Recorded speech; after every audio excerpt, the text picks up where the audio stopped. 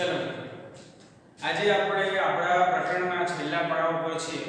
સ્વાધ્યાયના અમુક દાખલા ગણીશું અને પછીના લેક્ચરમાં આપણે નવું ચેપ્ટર સ્ટાર્ટ કરવાના છે. તો આ લેક્ચરમાં તમારે સ્વાધ્યાયના દાખલા આપણે ગણવાના છે. અમુક દાખલા હું ગણીશ, અમુક દાખલા તમારે ગણવાના છે. ચલો શરૂઆત કરીએ સ્વાધ્યાયની. તો મેં પહેલા જેવું છે ફિઝિક્સ છે, ભૌતિક વિજ્ઞાન છે, એમાં દાખલાઓ આવવાના છે. અને જે દાખલાઓ છે એ ઘણા બધા લોકોને તકલીફદાયક લાગે છે, એટલે થોડા ટફ પણ પડે છે. તો આના માટેનો એક જ સરળ રસ્તો છે કે તમારા જે થિયરીના કોન્સેપ્ટ છે એ ક્લિયર હોવા જોઈએ. અને બીજી વસ્તુ કે તમને જે ઇન્ફોર્મેશન આપી છે એ ઇન્ફોર્મેશનનો ઉપયોગ કરી અને તમે એ વસ્તુ સુધી કેવી રીતે પહોંચો છો એની આવડત પણ હોવી જોઈએ. તો ચલો શરૂઆત કરીએ આપણા સ્વાધ્યાયની ચેપ્ટર નંબર 9 એના સ્વાધ્યાયના દાખલાની શરૂઆત કરીએ. તો ચલો પહેલો છે જુઓ તમારો 5મા નંબરનો દાખલો જે તમને આપ્યું છે એ શું કહે છે, સ્થિર અવસ્થામાં રહેલી એક ટ્રક. પહેલું સ્થિર અવસ્થા આપી દીધી છે કે સ્થિર અવસ્થામાં રહેલી ટ્રક. તો સ્વાધ્યાયનો 5મો દાખલો, ટ્રક છે એ સ્થિર અવસ્થામાં છે એટલે એનો પ્રારંભિક વેગ કેટલો થઈ જશે? એનો પ્રારંભિક વેગ થઈ જશે u બરાબર 0 મીટર પર સેકન્ડ. ચલો પછી આગળ શું કહે છે જુઓ તો, ટેકરી પરથી નીચે તરફ આગળ અચળ પ્રવેગથી ગતિની શરૂઆત કરે છે. તે 20 સેકન્ડમાં 400 મીટર અંતર કાપે છે. તો એનો પ્રવેગ શોધો. 20 સેકન્ડમાં એટલે ટાઈમ આપ્યો છે t બરાબર 20 સેકન્ડમાં, અંતર આપ્યું છે 400 મીટર, s બરાબર તમને આપ્યું છે 400 મીટર. અને શોધવાનું શું છે? તો શોધવાનું કે છે કે એનો પ્રવેગ શોધો.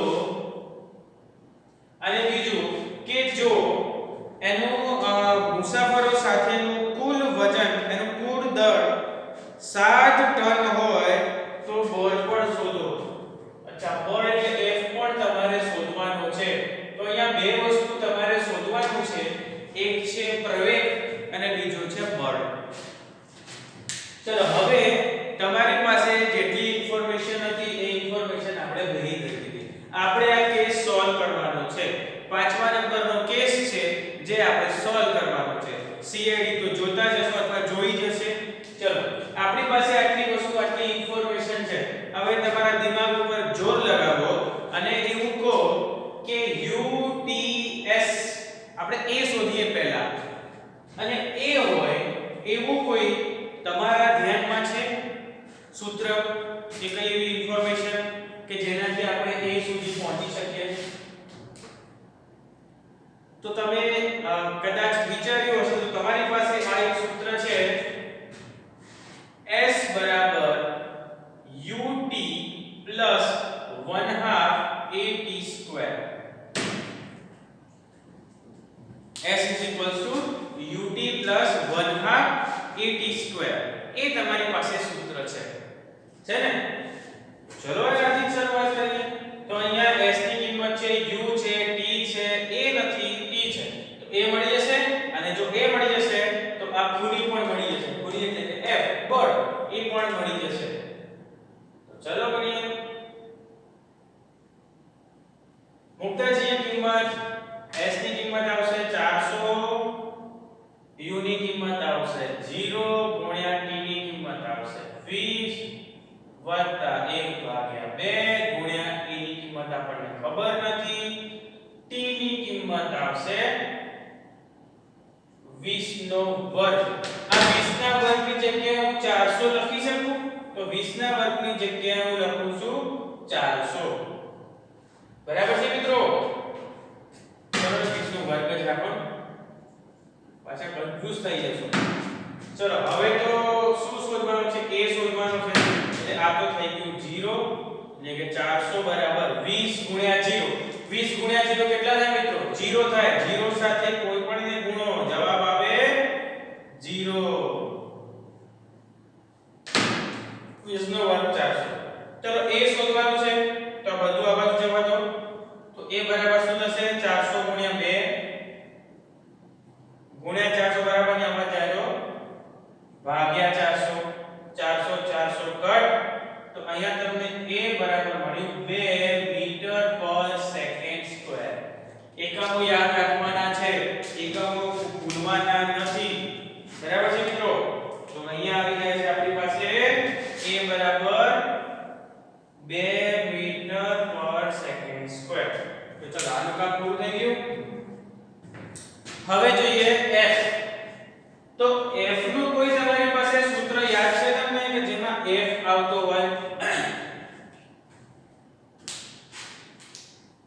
f નું સૂત્ર કઈ યાદ આવે છે?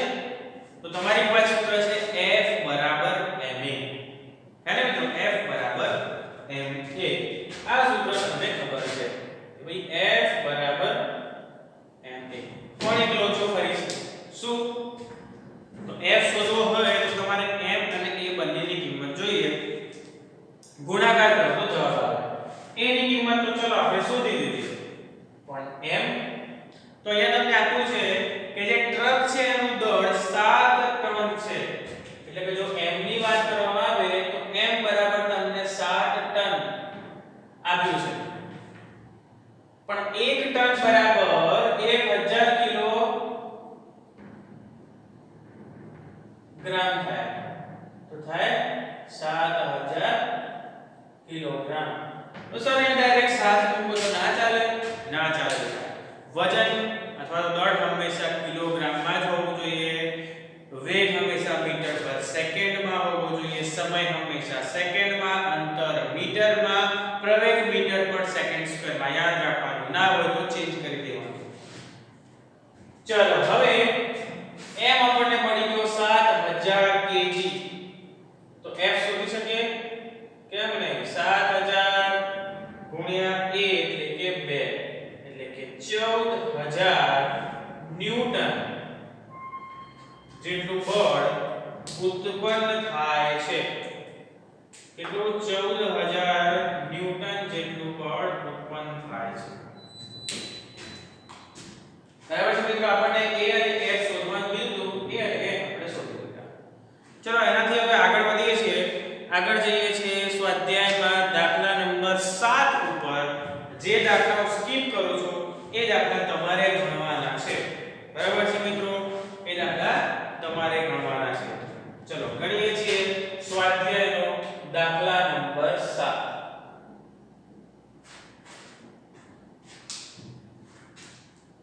સર અમને તો ખબર નથી પડતી, આ વાંચીએ છે ને પછી ખબર નથી પડતી કે શરૂઆત કેવી રીતે કરવી. તો સમજો શરૂઆત કેવી રીતે કરવાની. તો હું નવો દાખલો સ્ટાર્ટ કરું છું. જો હું કેવી રીતે વિચારું છું અને તમારે કેવી રીતે વિચારવાનું છે. ચલો સૌથી પહેલા તો શું આપ્યું છે? 8000 કિલોગ્રામ દ્રવ્યમાન ધરાવતું રેલવેનું એન્જિન. મગજમાં વિચારવા જવાનું કે એન્જિન છે એનું વજન છે 8000 કિલોગ્રામ. બરાબર. પછી શું કહે છે? જો 2000 કિલોગ્રામ દ્રવ્યમાન ધરાવતા તેના 5 ડબ્બાઓ. એક ડબ્બાનું વજન છે 2000 કિલોગ્રામ. એવા 5 ડબ્બા છે. બરાબર છે? તો ટ્રેનનું કુલ દળ કેટલું થઈ જાય? બોલો. જો રેલવે છે, ટ્રેનનું કુલ દળ કેટલું થઈ જાય? રેલવેનું કુલ દળ તો 8000 નું એનું એન્જિન અને 2000 વાળા 5 ડબ્બાઓ. તો કેટલું થાય? બોલો. તો જો ટ્રેનનું એન્જિન જોવા જઈએ, એનું વજન જોવા જઈએ તો કુલ દળ m લખું છું. યાદ રહેશે ને? m એટલે આખી ટ્રેનનું દળ કેટલું થઈ જાય? તો એન્જિનનું દળ એટલે કે 8000 વત્તા કેટલા ડબ્બા છે મિત્રો? 5 ડબ્બા છે. કેટલા? 2000 વાળા 5 ડબ્બા છે. 2000 દળ વાળા 5 ડબ્બાઓ. બરાબર? તો 2000 દળ એવા 5 ડબ્બાઓ છે. આ 5 ડબ્બાઓનું કુલ દળ. તો ટ્રેનની વાત કરવામાં આવે તો કેટલું થઈ જશે મિત્રો? આ થઈ જાય 8000 વત્તા થઈ જાય 10000. તો ટોટલ થઈ જશે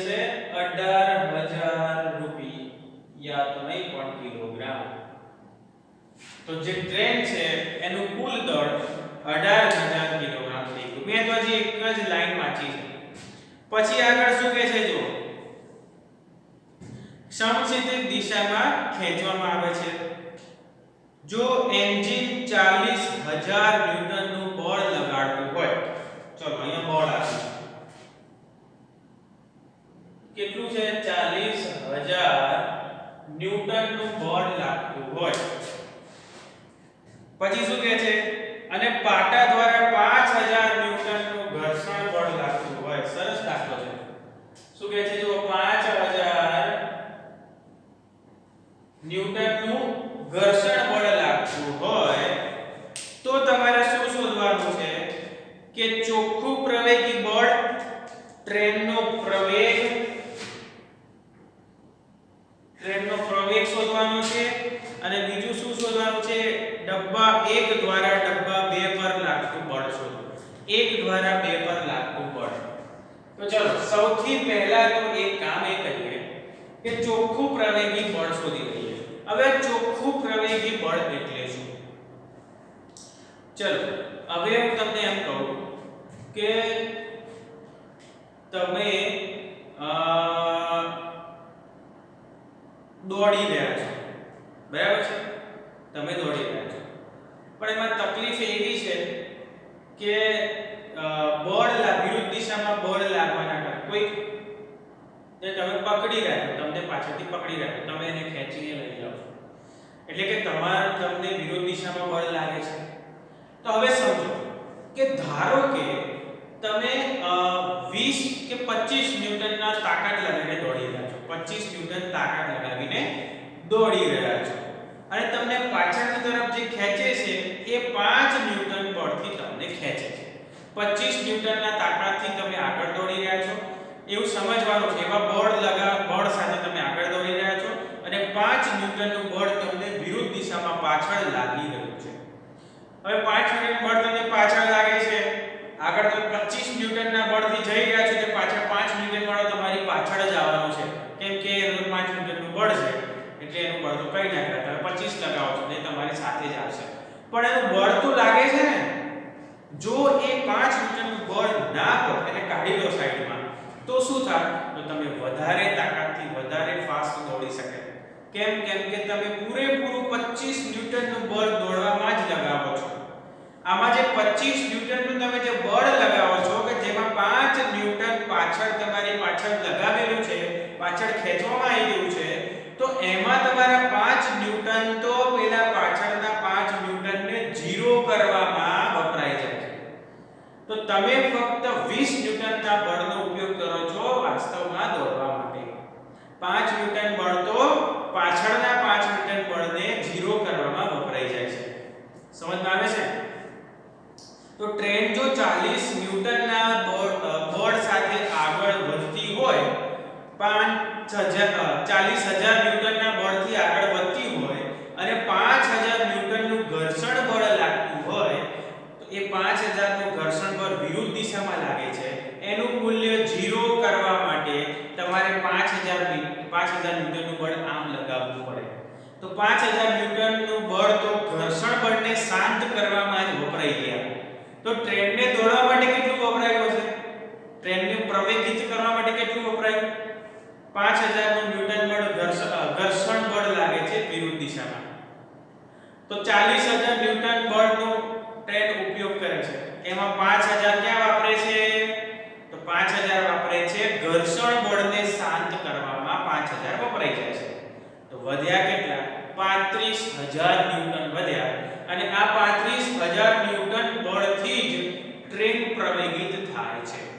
જો આપણે ઘર્ષણ બળને અવગણી દેવામાં આવે, ઘર્ષણ બળની કોઈ વાત જ ના કરવામાં આવે, તો 40000 ન્યૂટન બળ બરાબર છે કે ભાઈ ટ્રેન 40000 ન્યૂટન બળથી આગળ વધી રહી છે. એ બરાબર છે.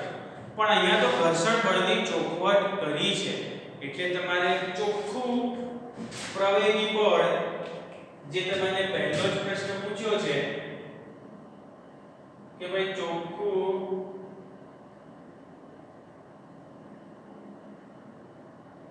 પ્રવેગી બળ, હે ને?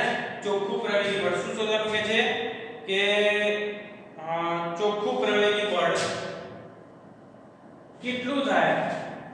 તો આ થાય મિત્રો તમારે જે મુખ્ય બળ છે, મેઈન બળ છે F માઈનસ ઘર્ષણ બળ એટલે કે 40000 માઈનસ 5000, તો આ થઈ જશે તમારે 35000 ન્યૂટન. તો ચોખ્ખું પ્રવેગી બળ કેટલું લાગે છે મિત્રો? 35000 ન્યૂટનનું ચોખ્ખું પ્રવેગી બળ લાગે છે. હવે શોધવાનું છે તમારે પ્રવેગ. તો પ્રવેગ શોધીએ એટલે કે b. તો જો પ્રવેગ શોધવા જઈએ મિત્રો b, તો પ્રવેગ a બરાબર કયું સૂત્ર લગાવી શકાય? તો તમને ખબર છે v - u/t. અહીંયા v અને u ની તો કઈ અને t ની તો કઈ વાત જ નથી, પણ એક વસ્તુ છે F બરાબર ma.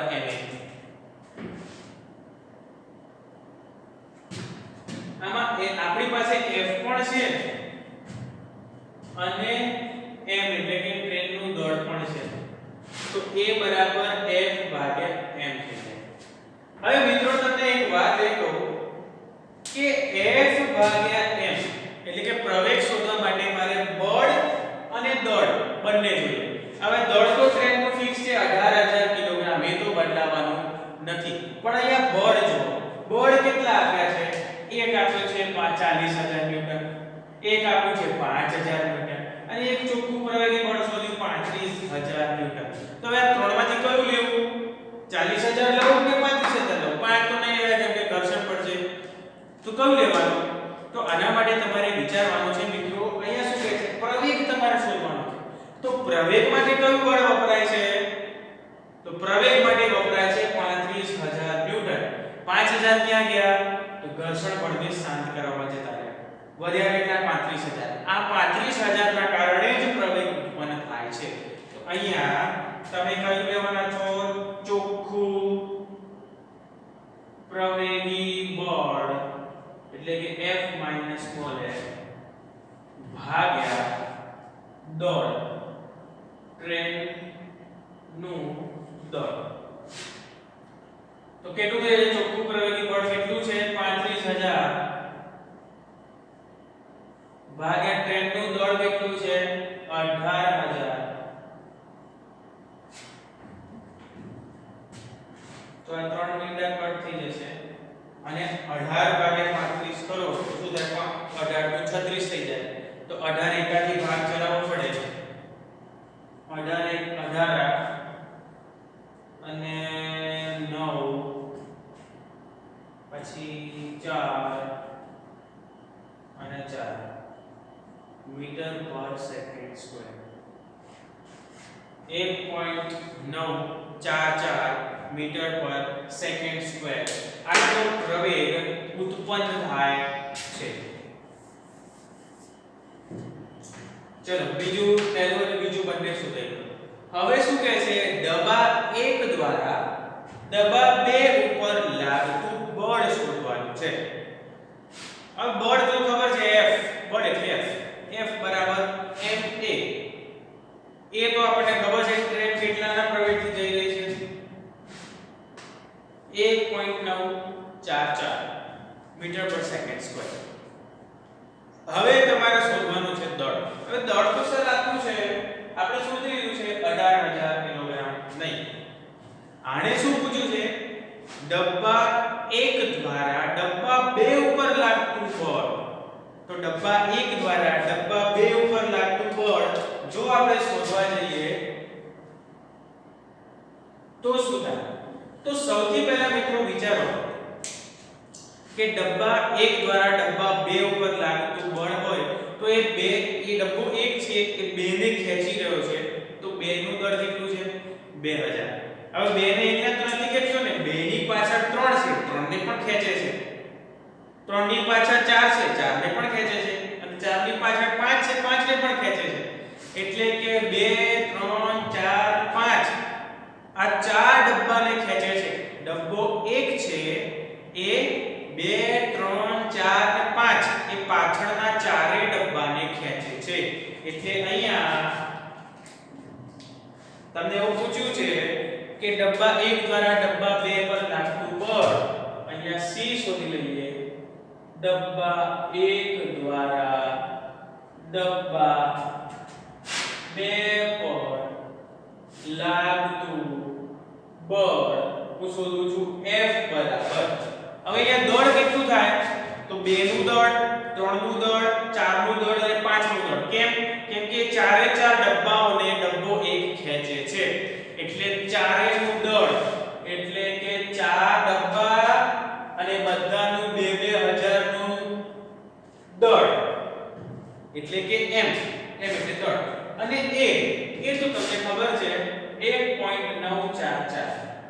તો આ થઈ જશે 4 દુ 8000 ગુણ્યા 1.944. પોઈન્ટ કાઢો, 3 મીંડા ઉડી જશે. 8 ગુણ્યા 1944 નો ગુણાકાર કરશો તો 15554 જેવા તમને 15552 જેવા મળશે. 15552 ન્યૂટન. આનો ગુણાકાર કરશો તો 15552 ન્યૂટન તમને મળશે. તો મિત્રો જ્યારે હવે બે ડબ્બા 2 દ્વારા 3 વડે લાગતું બળ શોધવામાં આવે તો 2 જે છે એ કોને ખેંચે છે? 3 4 અને 5 ત્રણ ડબ્બાઓને ખેંચશે. તો અહીંયા 3 ગુણ્યા 2000 ગુણ્યા પ્રવેગ. 4 નું કહેતો 4 તો એકલા 5 ને જ ખેંચશે. તો 2000 ગુણ્યા 1.944. બરાબર છે મિત્રો? તો આ વસ્તુ તમારે ધ્યાન રાખવાની છે કે અહીંયા તમને કઈ વસ્તુની ઇન્ફોર્મેશન આપી છે, કઈ વસ્તુ તમારે શોધવાની છે. બરાબર છે? તો આ બધી વસ્તુઓનો અભ્યાસ તમારે કરવાનો. જો વિચારવાનું, મેં વિચાર્યું કે ભાઈ એન્જિન 8000 બરાબર ડબ્બા 2000 વાળા 5 તો ટોટલ થાય 18000. અને પછી જે વસ્તુ આપી હોય ભેગી કરવાની અને જે વસ્તુ શોધવાની કે એ દિશા તરફ આગળ વધવાનો પ્રયત્ન કરવાનો. એ કીધું મારી પાસે F છે, M છે, તો મને m મળી જાય છે અને F બરાબર 2 પરથી મને બળ પણ મળી જાય છે. બરાબર છે? ચલો આગળ વધીએ છીએ. હવે દાખલા નંબર તમારે ગણવાનો છે, આપણે ગણવાના છે એ છે 11. દાખલા નંબર 11 સ્વાધ્યાયનો 11મા નંબરનો દાખલો જેનો આપણે ઉપયોગ કરવાના છીએ.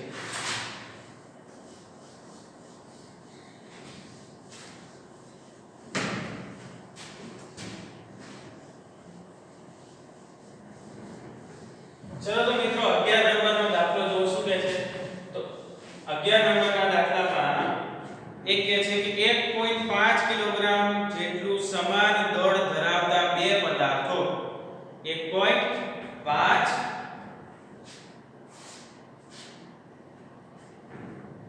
કિલોગ્રામ જેટલું સમાન દળ ધરાવતા બે પદાર્થો સુરેખ પથ પર એકબીજાની વિરુદ્ધ દિશામાં ગતિ કરી રહ્યા છે અને અથડામણ પહેલા બંનેના વેગ 2.5 મીટર પર સેકન્ડ છે. જો અથડામણ બાદ બંને ભેગા પડી જાય છે, સાથે જોડાઈ જતા સંયુક્ત વેગ કેટલો થાય એ તમારે શોધવાનું છે. તો સૌથી પહેલા તો તમને અહીંયા શું આપ્યું છે? તો જે આપ્યું છે એ લખતા જવા. આપણે કયો દાખલો ગણી રહ્યા છીએ? સ્વાધ્યાયનો 11મા નંબરનો દાખલો ગણી રહ્યા છીએ. સ્વાધ્યાયનો 11મા નંબરનો દાખલો. મિત્રો જે વસ્તુ તમને આપી હોય ને એ પહેલા લખી દેવાની. કઈ વસ્તુ આપી છે? તમને આપ્યું છે પહેલા પદાર્થનું દળ એ છે 1.5 kg. બીજા પદાર્થનું દળ પણ 1.5 kg. પછી બીજું શું આપ્યું છે? અથડામણ પહેલા બંને એકબીજાની વિરુદ્ધ દિશામાં ગતિ કરે છે પણ વેગ પણ તમને આપ્યો છે 2.5 મીટર પર સેકન્ડ. એટલે કે પ્રારંભિક વેગ પહેલાને આપણે ગણી લઈએ છીએ 2.5 મીટર પર સેકન્ડ અને જે બીજો છે એ વિરુદ્ધ દિશામાં આવે છે એટલે કે 2.5 મીટર પર સેકન્ડ પણ માઈનસ. શા માટે માઈનસ? એક વિરુદ્ધ દિશામાં આવે છે તો બંને સામસામે આવે ને, એક પોઝિટિવ એટલે ધન દિશામાં જાય છે અને વિરુદ્ધ દિશામાં જાય છે એટલા માટે આપણે લીધું 2 ને લીધું આપણે -2 2.5. હવે શું કહે છે, અથડાયા પછી બંને એક જ દિશામાં ગતિ કરે છે, હે ને, બંને સાથે ગતિ કરવા લાગે છે. તો તમારે શું કરવાનું છે, તો હવે આપણને ખબર છે કે એનું પ્રારંભિક વેગમાન અને અંતિમ વેગમાન, પ્રારંભિક કુલ વેગમાન બરાબર અંતિમ કુલ વેગમાન. તો મૂકી દઈએ સૂત્ર, પ્રારંભિક કુલ વેગમાન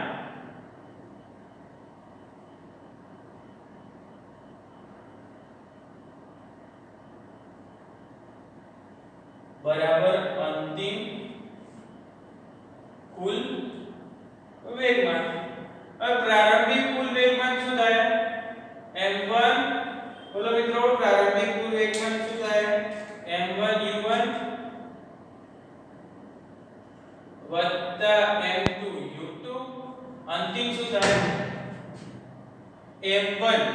હવે બંને સાથે જોડે છે, એક સાથે એક સરખા વેગથી ગતિ કરશે, બંનેના વેગ સમાન છે. તો હું લઈ લઉં છું v વત્તા m2 v, v1 v2 નથી લેતો, કેમ કે બંને સાથે જોડાઈ જાય છે, એક સરખા વેગથી ગતિ કરે છે, એટલા માટે v બંનેમાં. ચલો m1 u1 એટલે m1 કેટલા છે 1.5 ગુણ્યા u1 કેટલા થાય 2.5 વત્તા m2 કેટલા થાય 1.5 ગુણ્યા u2 કેટલા થાય -2.5 બરાબર m1 તો આપણને ખબર જ છે કેટલા છે 1.5 v વત્તા m2 કેટલા છે 1.5 v. ચલો આનો તમે ગુણાકાર કરો તો ધન આવે, આનો ગુણાકાર કરો તો ઋણ આવે, અને બંને સરખા છે એટલે પ્લસ માઈનસ માઈનસ એટલે બંને બાદ થઈ જશે, 0 થઈ જશે. એટલે આ થઈ ગયું 0 બરાબર 1.5 વત્તા 1.5 v, હે ને. તો v બરાબર કેટલું થઈ જશે 1.5 એટલે 3 3v, 3 બરાબર ની આ બાજુ આવે તો 0 ભાગ્યા 3, 3 બરાબર ની આ બાજુ આવે તો 0 ભાગ્યા 3, તો v બરાબર 0 ભાગ્યા 3 એટલે 0, તો v બરાબર 0 મીટર પર સેકન્ડ. તમારો અંતિમ વેગ કેવો થઈ જશે 0 મીટર પર સેકન્ડ. કેમ 0 થઈ ગયો, કેમ કે બંનેનું વજન પણ સરખું છે અને બંને એક સરખા વેગથી ગતિ કરે છે. જેવા અથડા છે, અથડાયા પછી તરત સ્થિર અવસ્થામાં આવી જશે, કેમ કે એનો વેગ થઈ જશે 0. તો આનો વેગ હતો 0 મીટર પર સેકન્ડ. ચલો હવે આગળ જોઈએ દાખલા નંબર 14. વચ્ચે જે દાખલા સ્કીપ કરું છું એ દાખલા તમારે ગણવાના છે.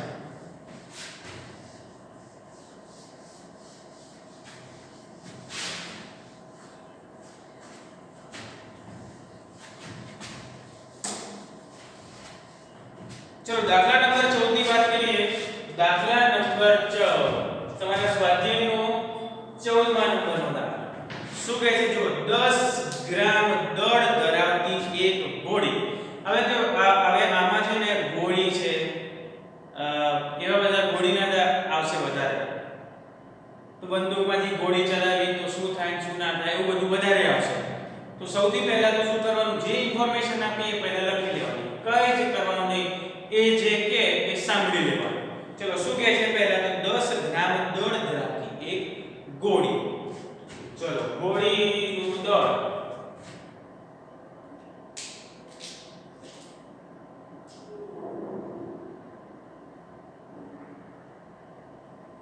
m બરાબર 10 ગ્રામ. ગ્રામ તો આપણે ચાલે એમ છે જ નહીં, તો આપણે તો કિલોગ્રામમાં જ જોઈએ. તો ભાગ્યા 1000 કરો તો 0.01 કિલોગ્રામ બરાબર છે. પછી શું કહે છે જુઓ તો જરા, એ કેટલા સમક્ષિતિજ દિશામાં 50 મીટર પર સેકન્ડ 50 મીટર પર સેકન્ડના વેગથી ગતિ કરી રહી છે. અને પછી શું થાય છે, લાકડાના એક બ્લોક સાથે અથડાઈ એમાં ઘૂસી જાય છે. કેટલા સમયમાં 0.03 સેકન્ડ, ખૂબ જ ઓછા સમયમાં બંદૂકમાંથી ગોળી છૂટે છે એ ગોળી 150 મીટર પર સેકન્ડના સ્પીડથી ગતિ કરે છે, લાકડાના એક બ્લોકમાં ઘૂસી જાય છે. તો અહીંયા તમને બે વસ્તુ આપી છે કે એનો પ્રારંભિક વેગ u આપ્યો છે તમને, એ ગતિ કરી રહી છે એ છે 150 મીટર પર સેકન્ડ. બીજું તમને સમય t આપ્યો છે 0.03 સેકન્ડ અને ઘૂસી જાય છે અને ઘૂસ્યા પછી પણ રોકાશે ને, કેમ કે અહીંયા આગળ શું આપ્યું છે જુઓ.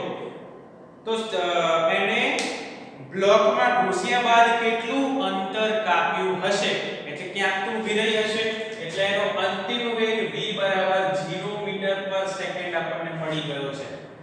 અને આપણે શોધવાનું છે એનું અંતર અને લાકડાના બ્લોક દ્વારા ગોળી પર લાગતા બળના મૂલ્યની પણ ગણતરી કરવાનું છે. એટલે આપણે શોધવાનું છે કેટલા અંતર સુધી અંદર ગઈ હશે અને કેટલું બળ લાગ્યું છે. આ બે વસ્તુ આપણે શોધવાની છે. સમજમાં આવી ગયો દાખલો? શું કહે છે કે જો ગોળી કેટલી છે, 10 ગ્રામની ગોળી છે, એટલે કે 0.01 કિલોગ્રામની ગોળી. એ ગોળી શું કરે છે તો 150 મીટર પર સેકન્ડના પ્રારંભિક વેગ સાથે ગતિ કરે છે, લાકડાના બ્લોક સાથે 0.03 સેકન્ડમાં અથડાય છે. અથડાયા બાદ ગોળી શું કરશે, લાકડાના બ્લોકમાં અંદર જતી રહેશે અને સ્થિર થઈ જશે, એટલે કે એનો અંતિમ વેગ 0 થઈ જાય. હવે એને કેટલું અંતર કાપ્યું, બ્લોકમાં કેટલી અંદર ઘૂસી, એટલે કે s તમારે શોધવાનું છે. અને બીજું શોધવાનું છે કે તમારે f, એને કેટલું અંતર કાપ્યું હશે, એટલે s શોધવાનું છે અને બીજું શોધવાનું છે f. તો ચલો સૌથી પહેલા તો VTU આપેલું છે, તો આના ઉપરથી કઈ તમે વિચારી શકો? જો a મળી જાય ને, a મળી જાય તો આપણે s ut + 1/2 at² નો ઉપયોગ કરી s શોધી શકીએ અને f બરાબર ma એનો ઉપયોગ કરી અને f પણ શોધી શકીએ. તો આપણે a શોધવો પડે. તો ચલો સૌથી પહેલા તો આપણે શું લખીશું, શું વિચારીશું? તો અહીંયા આપણે એનો પ્રવેગ શોધવો પડશે, બરાબર છે? તો લખીએ અહીંયા. હવે પ્રવેગ a બરાબર, કેમ પ્રવેગ મળી જશે? v છે, u છે અને t છે. તો v - u/t, v કેટલા છે 0, u કેટલા છે 150 ભાગ્યા t કેટલા છે 0.03. ચલો બરાબર, આ શું થાય -150. બે પોઈન્ટ પછી બે અંક છે, એટલે કે નીચે 100, છેદનો છેદ અંશમાં જાય, એટલે ગુણ્યા 100 ભાગ્યા 3. પોઈન્ટ નીકળી ગયો ને, એટલે 3. અહીંયા થઈ જાય 5 * 15 એટલે 50 અને આ થઈ જાય -5000. તો પ્રવેગ થાય -5000 મીટર પર સેકન્ડ સ્ક્વેર. બરાબર છે મિત્રો? તો આ તમારે પ્રવેગ મળી ગયો -5000 મીટર પર સેકન્ડ સ્ક્વેર. હવે s આપણે શોધી શકીએ છીએ. તો s છે કેટલા થશે? s બરાબર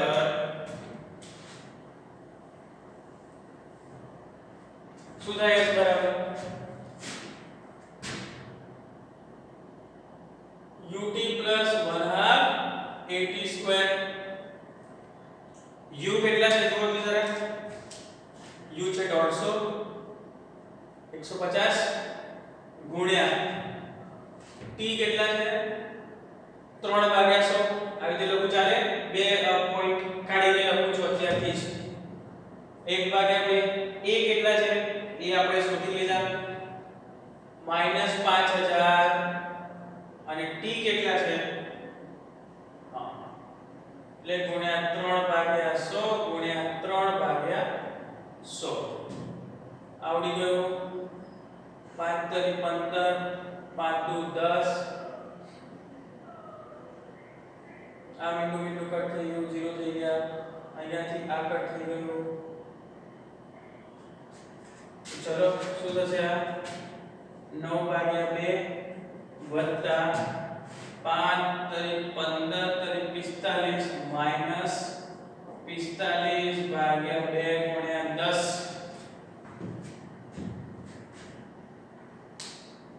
ચલો હવે આનું તમારે સાદુરૂપ આપવાનું છે. તો તમે આનું સાદુરૂપ આપો. તો સાદુરૂપ આપ્યા પછી કેટલા થશે? ચલો પહેલા તો 2 વડે ભાગો તો કેટલા થાય? અને કેવી રીતે સોલ્વ કરશો આને? તો આ થઈ જાય અને ભાગો તો 45 ને 2 વડે ભાગો. 45 ને 2 વડે ભાગો તો કેટલા થાય? બોલો મિત્રો ફટાફટ. 45 ને 2 વડે ભાગો અને જો આનું સાદુરૂપ આપશો તો તમને 2.25 મીટર આ જવાબ તમને આટલો મળશે. 2.25 મીટર જેટલો તમને જવાબ મળશે s નો. તો s કેટલી અંદર ગઈ હશે?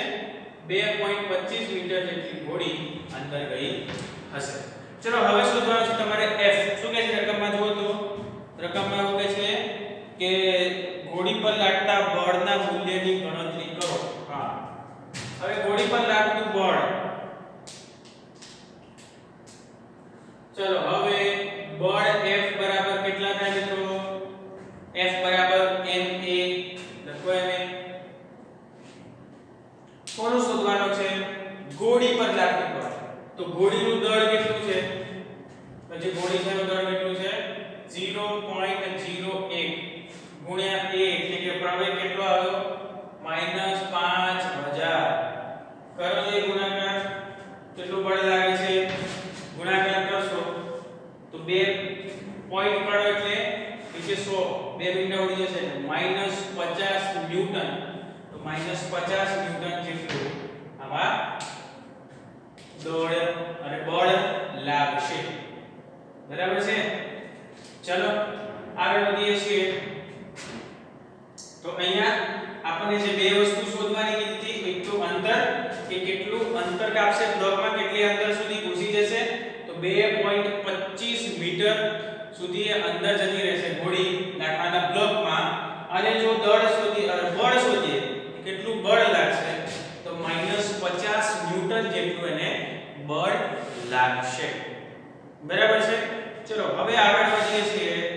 એ છે 1 કેજી દળ ધરાવતો પદાર્થ. એટલે કે તમારા સ્વાધ્યાયનો 14મા નંબરનો દાખલો.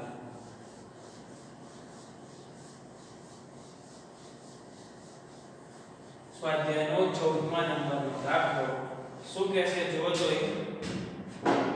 1 કેજી દળ ધરાવતો પદાર્થ. એટલે સૌથી પહેલા તમને m આપેલું છે. 1 કેજી દળ m. કોઈ 1 કેજી દળ ધરાવતો પદાર્થ છે. એ શું કરે છે?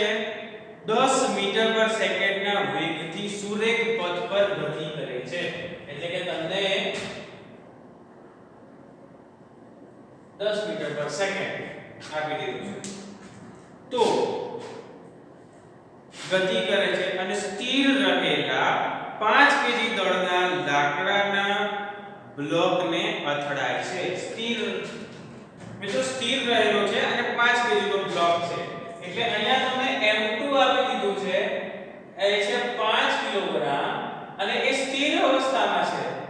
એટલે u2 બરાબર થઈ જશે 0 મીટર પર સેકન્ડ. સ્થિર અવસ્થામાં છે એટલે કે 0. તો તમારે શોધવાનું શું છે? અથડામણ બાદ બંને સાથે તે જ દિશામાં ગતિ કરે છે. બંને સાથે થઈ જાય છે. તો અથડામણ પહેલા અને પછી નું વેગમાન ગણો અને બંનેનો સંયુક્ત વેગ પણ ગણો. એટલે વેગ પણ શોધવાનો છે અને બંનેનું વેગમાન પણ, પહેલાનું અને પછીનું વેગમાન શોધવાનું છે. ચલો સૌથી પહેલા એક જૂનું અને જાણીતું અથડામણ પહેલા.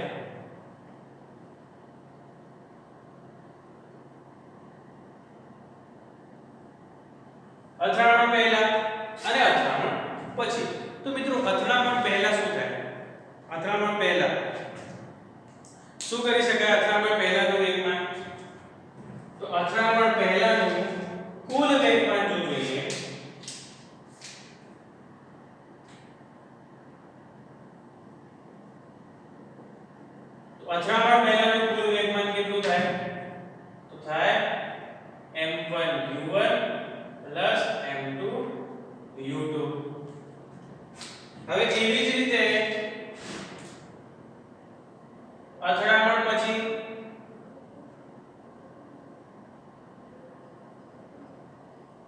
અથડામણ પછીનું કુલ વેગમાન કેટલું થાય? એ જ રીતે અહીંયા ચેન્જ થઈ જશે m1 v1 પણ અથડામણ પછી તો બંને સંયુક્ત થઈ જાય છે, જોડે થઈ જાય છે, તો વેગ તો સરખો જ રહેશે m2v. ચલો આ કેટલું થઈ જાય એ બધું મૂકતા જઈએ આપણે. m1 1 કિલોગ્રામ,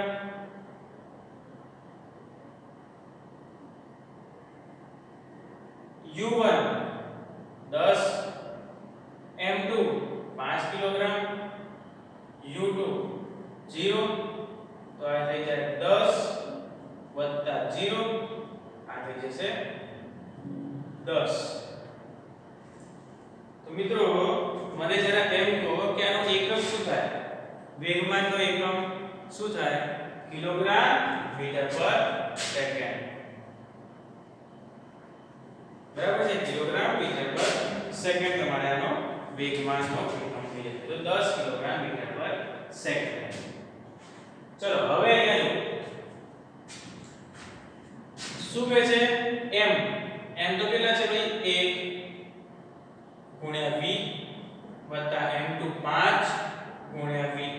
v તો બંનેમાં સરખા જ છે, 1 વત્તા 5 v થઈ ગયા કોમન, તો આ થઈ જાય 6v. હવે શું કરીએ? તો આ થઈ જાય 6v કિલોગ્રામ મીટર પર સેકન્ડ. તો આપણને વેગમાન સંરક્ષણના નિયમ પરથી ખબર છે કે અથડામણ પહેલાનું કુલ વેગમાન બરાબર અથડામણ પછીનું કુલ વેગમાન. તમે અહીંયા લખી શકો અથડામણ પહેલાનું કુલ વેગમાન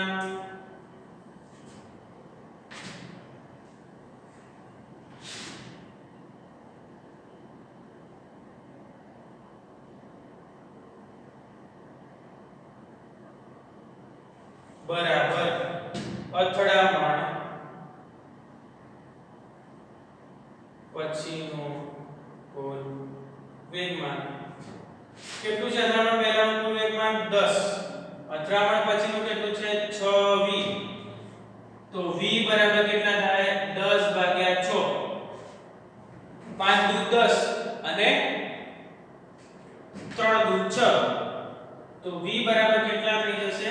5 ભાગ્યા 3 મીટર પર સેકન્ડ.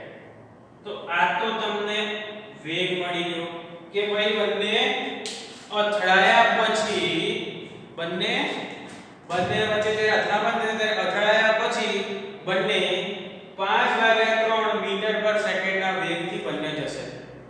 પણ આપણે તો વેગ અથડામણ પહેલાનો વેગમાન 10 કિલોગ્રામ મીટર પર સેકન્ડ મળી ગયો, વેગ મળી ગયો 5 ભાગ્યા 3, પણ અથડામણ પછી કુલ વેગમાન નથી મળ્યું, તો 6v છે.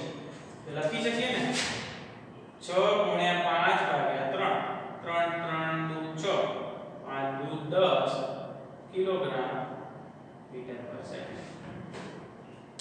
તો અહીંયા ત્રણે મળી જાય. જે આપણે શોધવાનું હતું અથડામણ પહેલાનું વેગમાન 10 કિલોગ્રામ મીટર પર સેકન્ડ, વેગ 5 ભાગ્યા 3 મીટર પર સેકન્ડ અને અથડામણ પછીનું કુલ વેગમાન 10 કિલોગ્રામ મીટર પર સેકન્ડ. આ ત્રણે મળી જશે. તો જેમ આપણે આજે દાખલા ગણ્યા એવી જ રીતે તમારે પણ ગણવાના છે કે જે પણ વસ્તુઓ તમને આપી હોય એ પહેલા લખી લેવાની, પછી વિચારવાનું કે મારે શું શોધવાનું છે અને એના પરથી સૂત્રોનો ઉપયોગ કરી અને ત્યાં સુધી પહોંચવાનું છે. બરાબર છે મિત્રો? તો અહીંયા તમારું પ્રકરણ નંબર 9 પૂર્ણ થાય છે.